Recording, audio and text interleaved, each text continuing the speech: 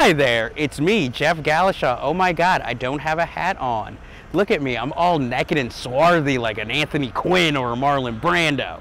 This week I'm actually going to try and do more recommendations for you out there with a certain particular subgenre that Netflix is so accustomed to these days of assigning. Mine will be children's films not for children. These are films that usually are more intended for adults to watch for maybe certain language, certain scenes. In other words, they're not suitable for children, but involve children in a major sort of way. Kenny and Company by, of all people, Don Coscarelli. You can never hammer that man down. He does all sorts of different films.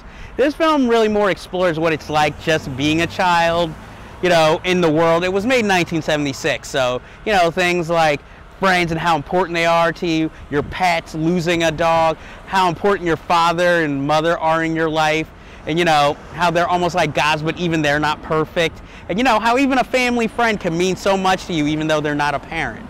And it's a film that caught me off guard by how caring.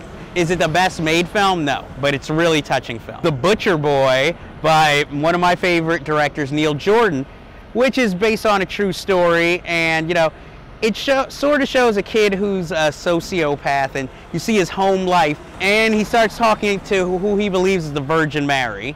As the film progresses, you see some of the reasons for his behavior, and it has a very shocking, I would say, middle and end, but it's definitely worth watching, and I won't spoil it here because I want you to go out and see it. Hope and Glory by John Boorman, which is kind of semi-autobiographical about him growing up in England during the wartime. It's a great story about family, but it also has some sidetracks into the children's stories and how all this travesty is happening, but they're finding adventures and new ways to look at the world. Tomboy, not to be confused with Tommy Boy or that 1980s nudity film. This one is about a little girl in France who moves into a new town, and she wants to be a boy, so she convinces all her neighbors that she is a boy. And unfortunately, the truth is found out in the comeuppance, but we also see the reasons and the different things she does to try and fool the other kids. And you know, it's more taken from a child's point of view that involves adults. Forbidden Games from 1952. That one is more, again, during the wartime, but it takes a look more from a child's point of view with the harsh reality of the adults at the time. There's My Life as a Dog. Oh God, this film from 1985, I believe, by Lasse Hallström. This film always gets me. It's one of my first foreign films I ever saw, and even though it appeared to be about nothing, I guess as a child I could relate because everything seemed just so emotional and hyper emotional when they didn't have to be, and not everything was explained to you. And over the years, I find myself coming back and watching this film. It might be a little uncomfortable as it does kind of involve child nudity, which is not cool, but again, this is from a child's point of view. You see things like that, but if it makes you feel comfortable, there's adult nudity in it too.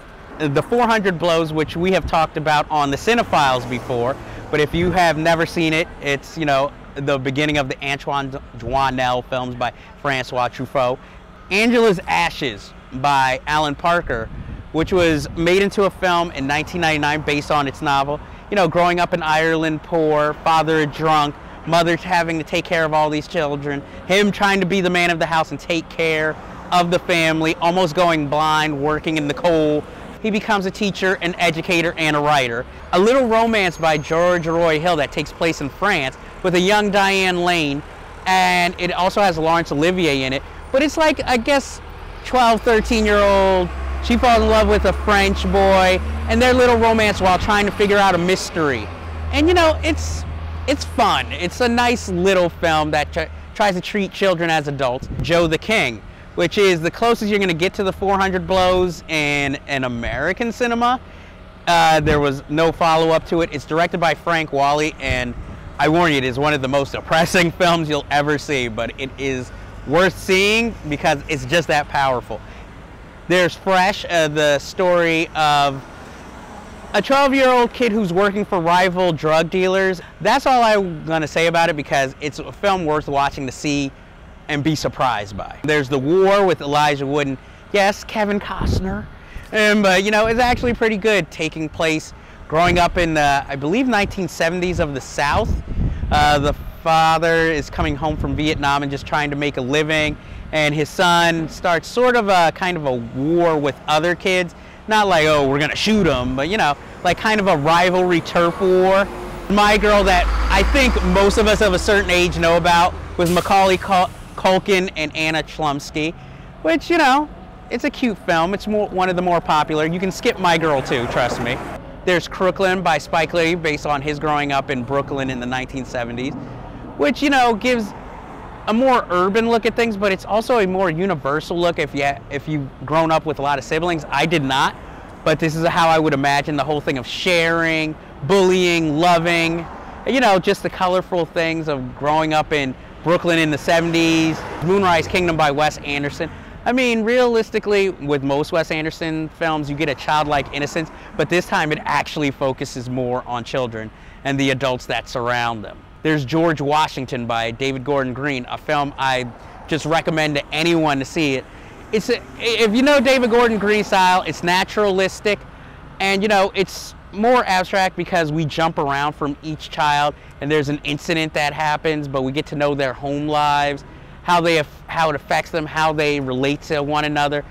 And it's one of the most powerful debut films I've ever seen by a director, at least in my lifetime. Liolo from Canada, a film that is all about imagination and tall tales and stories that blurs the line between what is real and what is real.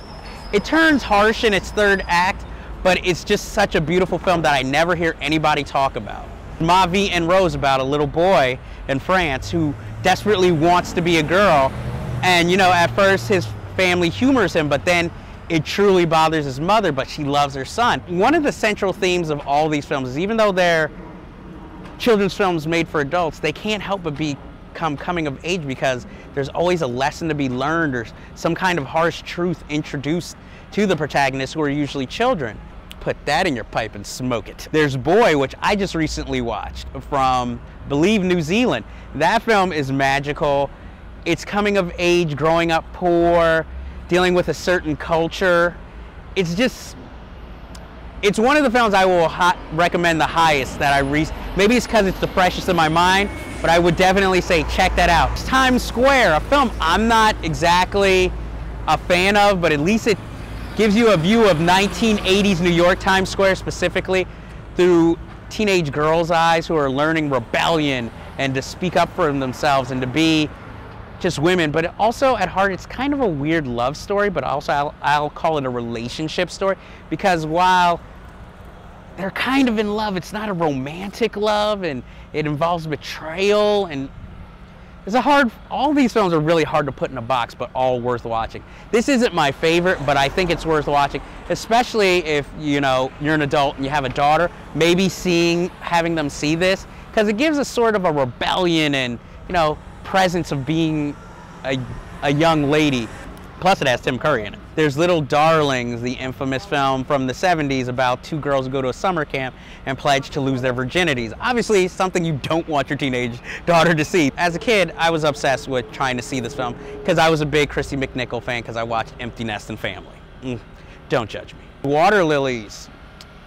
Again, French. Yes, a lot of these are foreign. I'm trying to broaden your horizons and show that us at Unfinished Business and Cinephiles, we do watch foreign films. Let's just say coming of age story, 13-year-old girls, and it involves swimming.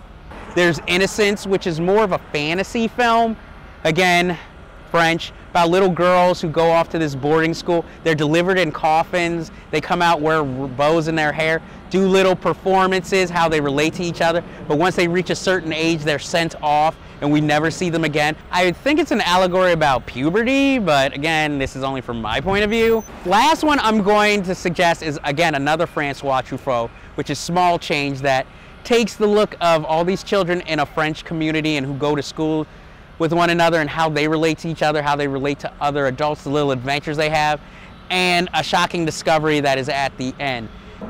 I hope you find one of these films is something you haven't seen, or a film that you want to see or are interested in, and, you know, please get back to me, let me know what you think.